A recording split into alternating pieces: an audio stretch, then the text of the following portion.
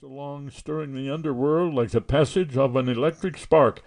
"There's a bigger guy than Pete Flynn shooting the works, a guy that could have Jim Gunderson for breakfast and not notice he'd et." The underworld heard and waited to be shown. After a little while, the underworld began to whisper to itself in tones of awed respect. There were bright stars and flashing comets in the sky of the world of crime, but this new planet rose with the portent of an evil moon. The Bat, they called him, the Bat. Like a bat, he chose the night hours for his work of rapine. Like a bat, he struck and vanished, pouncingly, noiselessly. Like a bat, he never showed himself to the face of the day. He'd never been in stir.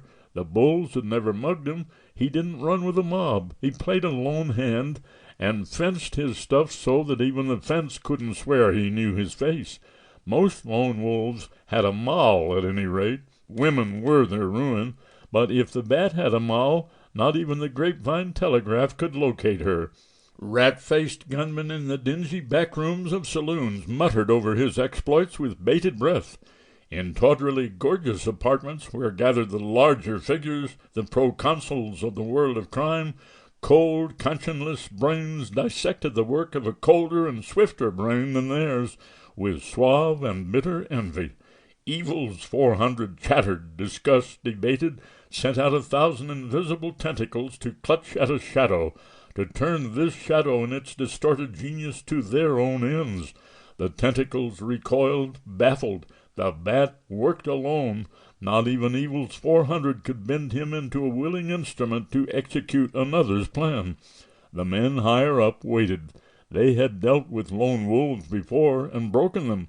Some day the Bat would slip and falter, then they would have him.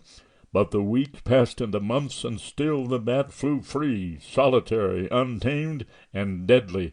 At last even his own kind turned upon him. The underworld is like the upper in its fear and distrust of genius that flies alone. But when they turned against him, they turned against a spook, a shadow. A cold and bodiless laughter from a pit of darkness answered and mocked at their bungling gestures of hate, and went on, flouting law and lawless alike. Where official trailer and private sleuth had failed, the newspapers might succeed, or so thought the disillusioned young men of the Fourth Estate, the tireless foxes, nose down on the trail of news, the trackers, who never gave up until that news was run to earth. Star reporter, legman, cub, veteran, gray in the trade, one and all they tried to pin the Bat like a caught butterfly to the front page of their respective journals. Soon or late, each gave up, beaten. He was news, bigger news each week. 1,000 ticking typewriters clicked his adventures. The brief staccato recital of his career in the morgues of the great dailies grew longer and more incredible each day.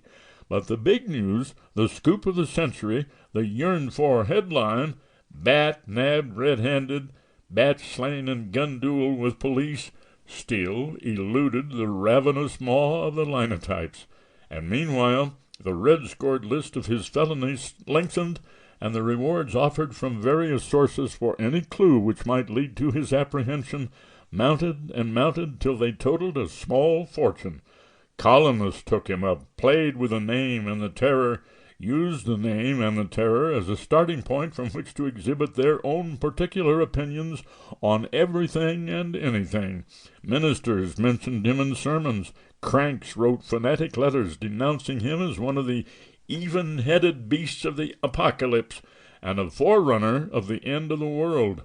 A popular review put on a special Bat number wherein 18 beautiful chorus girls appeared masked and black-winged in costumes of Brazilian bat fur. There were Bat Club sandwiches, Bat cigarettes, and a new shade of hosiery called simply and succinctly Bat. He became a fad, a catchword, a national figure, and yet he was walking death, cold, remorseless. But death itself had become a toy of publicity in these days of limelight and jazz. A city editor, at lunch with a colleague, pulled at his cigarette and talked. "See that Sunday story we had on the Bat?" he asked. "Pretty tidy, huh?